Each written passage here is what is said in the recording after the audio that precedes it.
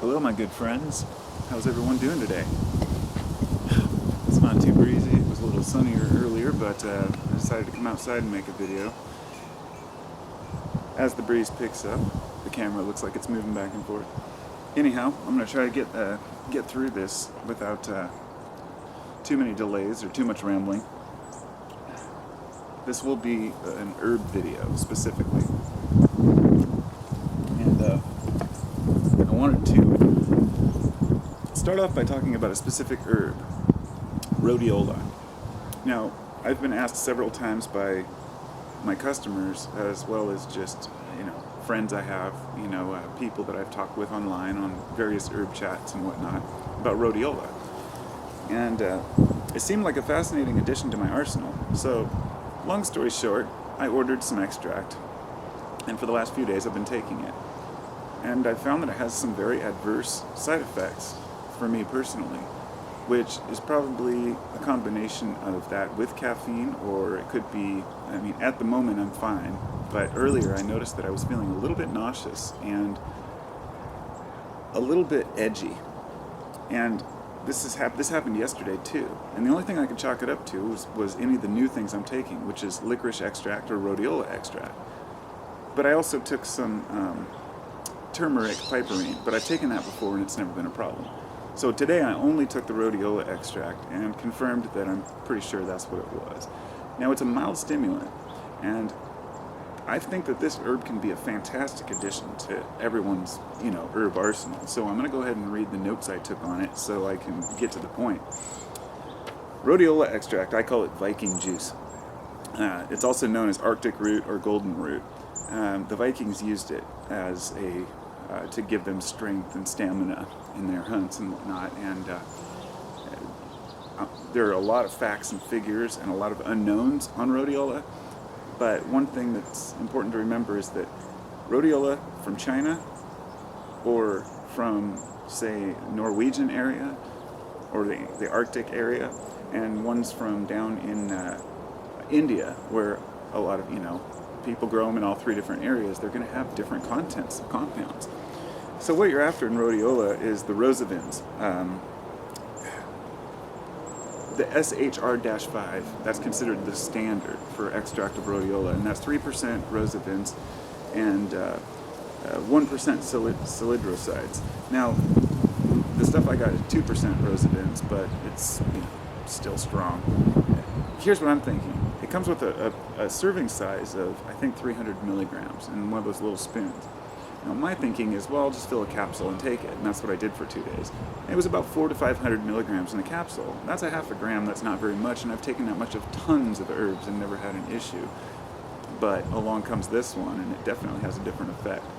Now, it has so many different ways it affects. The rosavins are like phenylpropanoids, and I don't want to get too technical here, but I will in a future video. It seems that it has antioxidant behaviors, these rosavins, and they seem to help to eliminate free radicals. So right there, it can be very useful. They consider it to be neuroprotective, meaning it helps to protect the brain. It can also be serotonergic, which means that it can promote serotonin, and using it with certain compounds or using too much of it may actually cause problems with neurotransmitters. Serotonin, dopamine, and epinephrine are all affected by this particular herb. What I read, and this is what I found, is over 700 milligrams, there's really no benefits to speak of. So taking more than, say, a capsule, or even a large capsule, is already too much. The ideal would be like a 400 milligram capsule with 4 different herbs in it that you want to take in small amounts and mix those 4 in equal parts and then put those in capsules. But trying to dose out 50 milligrams a day is difficult unless you have a scale and people want to have it consistent. It reduces fatigue, it improves mood. In studies they did with, I think, a couple hundred volunteers, I don't remember the details, there was an over 8% improvement on maze memory, on people being able to remember mazes and draw them out. So it definitely has some improvement on memory, whether it be placebo or not, I'm not sure. It has anti-cancer benefits. It helps with thyroid and adrenals and the heart and liver. And it seems now we get to the side effects, and these are the ones I looked up after I'd already had a couple, So the side effects can be dry mouth, which is called xerostomia. But I did notice that a little bit maybe, but some people say they have hypersalivation, the exact opposite. And this is the weird thing about this, and I'll get into why it has opposite effects, depending on the dosage. Dry mouth, dizziness, irritability, whereas it's supposed to give you somewhat clarity and improve your mood. It can also cause irritability. And it's an adaptogenic herb, just like ashwagandha, which, before I forget, is important because I take ashwagandha too. And the rule about adaptogenic herbs is they affect all people differently, and different body chemistries are going to react differently, obviously. Maybe taking 2 adaptogenic herbs at the same time is not the greatest idea. Maybe it is, I don't know. But one thing to remember is never take them for more than a month at a time. They will start to lose their efficacy after about 6 weeks. And this is, there's not a lot of science behind herbs. We barely have the science on the medications that we've spent years studying, but this is why I do this, to share. Some of the other side effects included tension and issues with tension in the neck and blood vessels and blood pressure, changes in blood pressure. It also can cause insomnia if it's taken too late in the day. And some people have an allergic reaction. It releases histamine, which could be, I'm not sure what the specifics of that. I haven't noticed a reaction myself, but some people are allergic to these things. Histamine release.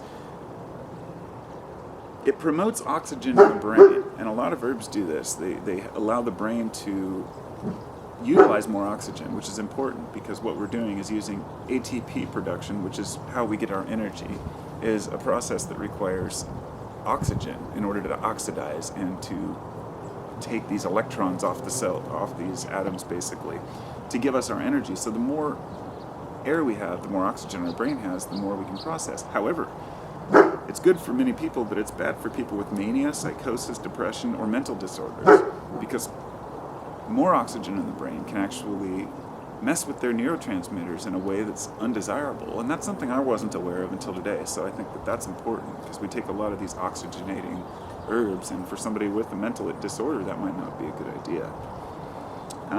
So what I found is about 150 to 200 milligrams is considered a stimulating average dose. 50 milligrams would be like a maintenance dose.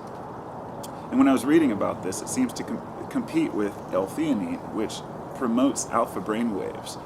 I take L-theanine in my smoothie mix to help balance out the caffeine. And so certain herbs may have, I'm a guinea pig. Any of us who take these are guinea pigs, and we're all learning about it together. So I kind of wrote down a list of the things I take daily, because that might be a question somebody might have about, well, what do you take? And, how can I maybe avoid certain things? Because I haven't had an issue with most of them. Every day I have a shake. It's a Vega 1 smoothie blend. It's like $60 a container, but it's a full meal. It has everything, amino acids, vitamins, minerals, antioxidants, all the different, everything in it. And with that, I also put a scoop of my own custom mix in there, which consists of lion's mane extract, about maybe a gram, ashwagandha, maybe a gram, Mucuna pruriens, which is 25% L-dopa, and I take maybe a half a gram to a gram of that, so it's between, say, 150 and 250 milligrams of L-dopa. And along with this, I also take L-theanine, of course, and guarana sometimes, but I always drink coffee every day. When I take guarana, it's a small amount in my blend. And then, of course, I take kratom, 4 to 5 grams a time, maybe twice a day. So the only thing that I've added to that in the last 2 days was the turmeric piperine blend and the rhodiola, which I was taking probably 800 of the turmeric extract, and the rhodiola was about 500 milligrams. So in the past 2.5 days or so, I've taken about a gram, only about a gram of this rhodiola extract, and I've definitely noticed. And so I think that's pretty much all I had to share with that. This is my herb notebook, and I take notes on like all the different herbs that I come across and all the things that I learn about as I go.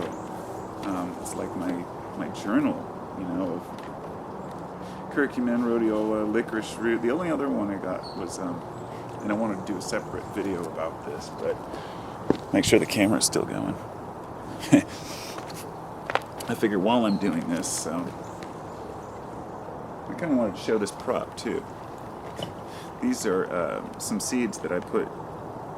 These are the Lotus Seeds that I have on my website that I actually bought more for myself, but these are so hard. They'll remain for like hundreds of years without, laying dormant. What you do is you score the end and expose the white meat without damaging the inner seed, and then you put them in 70 to 90 degree water and let them sprout. And then I have a big 6x9 flood tray over here that I'm going to fill with like 3 inches of soil and then have water above that so I can float the lilies on it and start growing my own lotus, because I've taken lotus extract, which contains nelumbo. It's considered nelumbo nucifera, and it contains nuciferine and aporphine, I think, and they're very mildly sedative. And here's what I'm getting at, is that I can take things like that and feel great, because I'm an already intense person. My metabolism keeps me going fast. So taking an herb which calms me down a little bit can be very useful. With some people, they have the opposite problem. They tend to be a very, maybe sluggish, and so they take something to help them motivate. And then there's kratom, which is like right in the middle. That's an interesting one. The only other thing that I wanted to mention was licorice root extract, because the stuff I got was, it's 30% glycyrrhizin acid, I think it is. I don't have any notes on it because I wasn't going to mention it, but I wanted people to know, because I got it specifically for somebody who asked. And I want folks to know that if you're interested in taking licorice root or licorice root extract, I guess it can be very useful for adrenals, for the liver.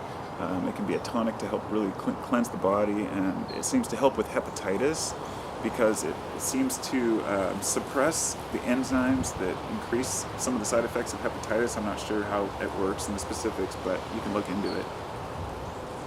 But taking too much of this glycyrrhizic acid can actually be damaging over a period of time and actually do harm to your body. So taking too much licorice can be damaging, and there's a whole webpage I read about, warnings, very long educational information about, is licorice being overprescribed? Not prescribed literally, but overused in products. And a lot of folks don't realize licorice is used as a flavoring, but also as a sweetener. Licorice extract is like 30 to 50 times stronger than sugar, sweeter than sugar. If you take a little bit, just touch it to your tongue, it's very sweet, like pure stevia. But it also contains a ton of other compounds, and it seems like these sweeter compounds, these phenylpropanoids or polypropanoids, all these different chemical classes and plant classes and extract classes. Some are very bitter alkaloids and some are very sweet. And they all have their very, very interesting effects on their own. But when you're buying a powder, you're just buying a powder. When you're buying an extract, you're often buying just a white powder and you don't know what you're getting. And this is why I steer clear of supplements that are clear or white or, basically the only things that I buy in white powder form are L-theanine and L-tyrosine, because I use those in my blends, but that's because that's the only way to get it. But I prefer to get the plant extracts in the other products if I can. So I guess I'll cut it short now, because I don't want to get into a ramble after an informative video. I'll save that for the next one. Peace.